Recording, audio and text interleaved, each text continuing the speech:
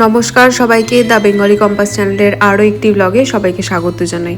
আজকে শুরু করছি সকাল সকাল ব্রেকফাস্ট করতে করতে। আমাদের যে হোটেল আছে তারই নিচে এরকম ব্রেকফাস্টের অ্যারেঞ্জ ছিল, তো আমরা এখন ব্রেকফাস্ট করে নিচ্ছি। আর এনভায়রনমেন্টটা সকাল সকাল খুব ভালো ছিল, তো এটা বাফে সিস্টেম ছিল। এরপরে আমরা চলে যাব আজকে রাজঘাট বেড়ানোর জন্য।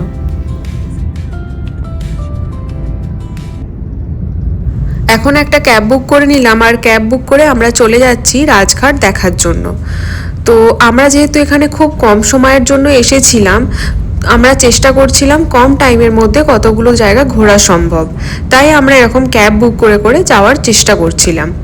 না হলে পাবলিক ট্রাভেলস কিন্তু এখানে ভালো, যেরকম খুব তাড়াতাড়ি মেট্রো পাওয়া যায়, আর মেট্রো স্টেশন কিন্তু সব জায়গায় কানেক্টেড। লাইনগুলো আলাদা আলাদা, blue line, yellow line, green line, orange, এরকম অনেকগুলো কালার করে লাইন দেওয়া আছে, যেখানে পুরো সাউথ থেকে নর্থ দিল্লির কিন্তু মেট্রো কানেক্টেড। তাছাড়াও এখানে পাবলিক সার্ভিসে বাস আছে, সেগুলোতে করেও সুন্দরভাবে ঘোরা কিন্তু সম্ভব। যেহেতু আমাদের কাছে খুব কম সময় ছিল ঘোরার জন্য, সেই জন্য আমরা ক্যাব করে ঘুরলাম। এখন আমরা চলে এসেছি রাজঘাটের একদম সামনে। তো এখানে অনেকগুলো সুন্দর গাছ আছে, আর তার সাথে খুব পরিষ্কার একটা রাস্তা। দিল্লির মধ্যে কিন্তু অনেক ঘোরার জায়গা আছে, তার মধ্যে রেড ফোর্ট আছে, লোটাস টেম্পল আছে। তো এইগুলো যাওয়া আমার এবারে হলো না, কারণ এগুলো ঘুরতে বেশ অনেকটা সময় লাগে। তো সেই জন্য আমি আর এবারে যেতে পারলাম না, যেহেতু আমার কাছে খুব কম সময় আছে এবারে। এখন আমরা চলে এসেছি রাজঘাটে মহাত্মা গান্ধীর যে স্মৃতিসৌধ আছে সেই গেটের একদম কাছাকাছি। এখানে খুব সুন্দর গাছ দিয়ে সাজানো আছে, আর তার সাথে নিচে একটা রেড কালারের পাথর দেওয়া আছে। আর এই জায়গাটা কিন্তু ভীষণভাবে শান্ত ছিল। এখানে ঘোরার জন্য কোনো রকম টিকিট লাগেনি, আমরা ফ্রিতেই এসেছিলাম ভিতরে। আর আপনারা যদি ক্যাব ছাড়া পাবলিক ট্রান্সপোর্টে আসতে চান, তাহলে কিন্তু আপনাদেরকে নিউ দিল্লি কিংবা সিপি মেট্রো স্টেশনে নামার পরে আপনাদেরকে অটো নিতে হবে, নিয়ে এখানে আসতে হবে। তো প্রায় 100 টাকা অটোতে নেবে। এই জায়গাটা বেশি ভালো লাগছিল, তার কারণ পরিষ্কার আকাশ আর অনেক রকমের গাছ, আর এরকম একটা শান্তির পরিবেশ। তারপরে আমরা জুতো খুলে ভিতরে প্রবেশ করলাম।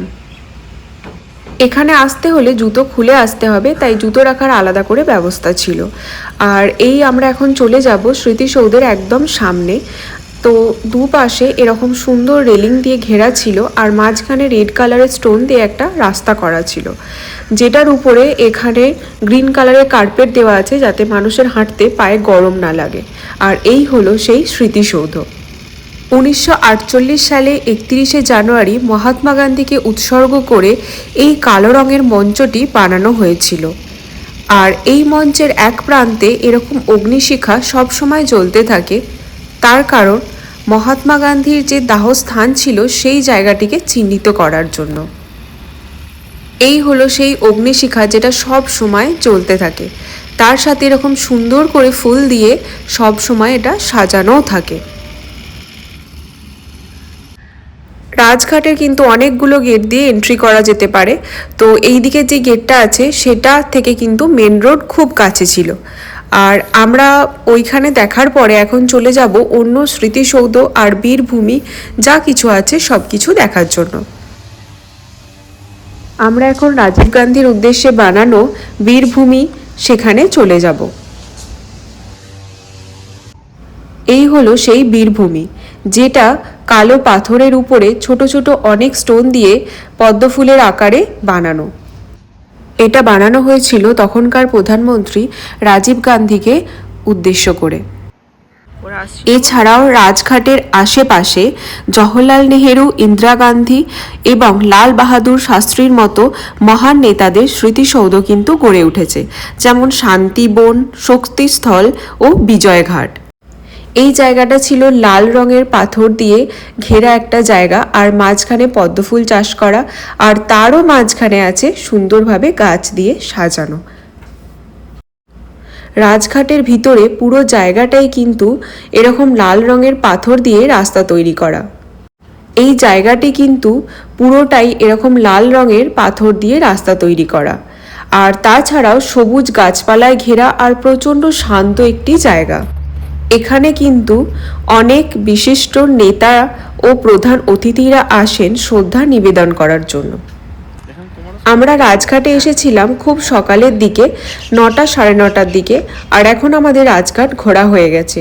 খুব কম টাইমের মধ্যেই আমরা পুরোটা ঘুরে নিলাম। মোটামুটি আধা ঘন্টা থেকে 40 মিনিটের মধ্যেই পুরোটা হয়ে গেছে আমাদের। তো আমরা এখন এক্সিট করব, আর এক্সিট গেট দিয়ে আমরা চলে যাব আমাদের হোটেলের কাছে। গুরুদ্বারা আছে, গুরুদ্বারাতে।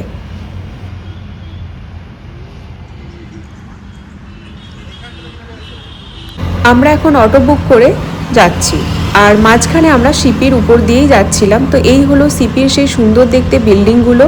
এখানে প্রচুর মানুষ আসে শপিং করার জন্য। এখানে স্ট্রিট ফুডও পাওয়া যায়, আবার অনেক সুন্দর রেস্টুরেন্টও আছে। তো আমরা এখন চলে এসেছি একদম গুরুদ্বারার সামনে। আমরা এবারে যে হোটেলটি নিয়েছিলাম দিল্লিতে, সেটি একদম এর পাশেই। এখন আমরা গুরুদ্বারার ভিতরে চলে যাব। ভিতরে পুজো দেওয়া হয়ে গেছে আমাদের, ঠাকুর প্রণাম করে আমরা এখন বাইরে চলে এসেছি। এখানে ভিতরে কোনো রকম ফটো বা ভিডিও তোলা অ্যালাউ না। এখানে আসলে কিন্তু মনটা ভীষণ ভালো হয়ে যায়। এখানে ভগবানকে প্রণাম করা আমাদের হয়ে গেছে, তো আমরা এখন চলে যাব আমাদের হোটেলে। এখন হোটেল থেকে চেক আউট করে ব্যাগপত্র নিয়ে আমরা বেরিয়ে পড়লাম। তো আমরা একটা উবের করেছি, যেটা থেকে আমরা পুরোটাই মানে যতটা দিল্লির এই রাস্তাঘাটের মধ্যে ঘোরা সম্ভব সেটা ঘুরতে ঘুরতে আমরা এয়ারপোর্টে পৌঁছে যাব। সেরকমভাবেই আমরা ড্রপের অপশানগুলো রেখেছি। দিল্লিতে কিন্তু ঘোরার জন্য অনেক জায়গা আছে, যেগুলো মোটামুটি 10 থেকে 15 দিন মতো সময় নিতে হবে। চাইলে আপনারা 6 থেকে 7 দিনেও সেটা শেষ করতে পারেন। যেমন red fort, lotus temple, Hanuman Tom, তারপরে আগ্রা সেন বাউলি, এছাড়াও অনেক হিস্টোরিক্যাল প্লেস আছে যেগুলো ঘোরা সম্ভব।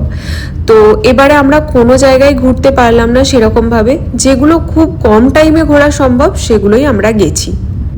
যাওয়ার পথে কিছু জায়গা দেখে যাওয়ার ইচ্ছে আছে, চেষ্টা করব সেগুলো দেখার। যেমন সুপ্রিম কোর্ট, রাষ্ট্রপতি ভবন, আরও কিছু বিশেষ রাষ্ট্রীয় কার্যালয়। তো সেগুলো আমরা বাইরে থেকেই অবশ্য দেখব, ভিতরে যেতে পারবো না। দিল্লি হয়তো আসা হয়েছে, কিন্তু এই জায়গাগুলো সেরমভাবে দেখা হয়নি। তো এই হলো রাষ্ট্রপতি ভবন, যেটা আমরা রাস্তা থেকে এরকমভাবেই দেখছিলাম। এটা কিন্তু নেমে গিয়ে দেখা সম্ভব, মানে ভিতরে যেতে পারবো না, কিন্তু এই যে ব্যারিকেড আছে ওখান পর্যন্ত যাওয়া কিন্তু সম্ভব। আর ঠিক রাষ্ট্রপতি ভবনেরই অপোজিটে আছে এই আমাদের ইন্ডিয়া গেট। এই যে মাঝখান থেকে দেখুন, খুব সুন্দর দেখতে লাগছে।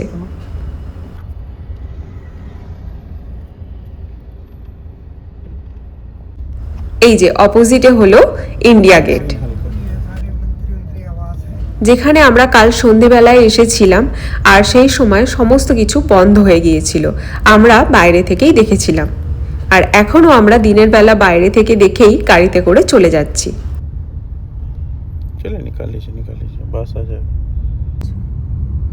এই জায়গাটায় বেশ কিছু রাষ্ট্রীয় কার্যালয় আছে, আর তার সাথে আছে প্রধানমন্ত্রী পুস্তকালয়, মানে বিশাল বড় একটা লাইব্রেরি। এরকমভাবে অনেকগুলো জায়গায় আমরা দেখলাম, আর দেখতে দেখতে এয়ারপোর্টের দিকে চলে যাচ্ছিলাম।